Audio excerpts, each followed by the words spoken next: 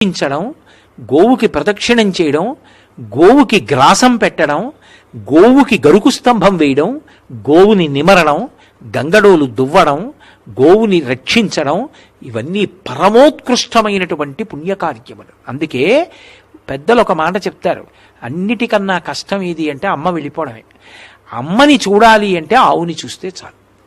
ఆవు వంక చూస్తే అమ్మ వంక చూసినట్టే. నా పుట్టినరోజు నాడు అయ్యో మా అమ్మ లేదే, పాపం నా పుట్టినరోజుకి తొక్కుళ్ళడ్డు చేసి పెట్టేదే, ఆశీర్వచనం చేసేదే అనిపించింది అనుకోండి, ఆవు పాలు తెచ్చుకు తాగాననుకోండి, మా అమ్మ చేత్తో చేసి పెట్టిన ప్రసాదం నేను తినేసినట్టే.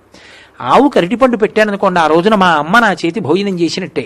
గోవుకి ప్రదక్షిణం చేస్తే మా అమ్మకి నేను నమస్కారం చేసేసినట్టే. అందుకే గోమాత జనకమాతలాగా నిలబడుతుంది. అందుకే పాలు లేని పిల్లలకు ఆవు పాలు అంటారు.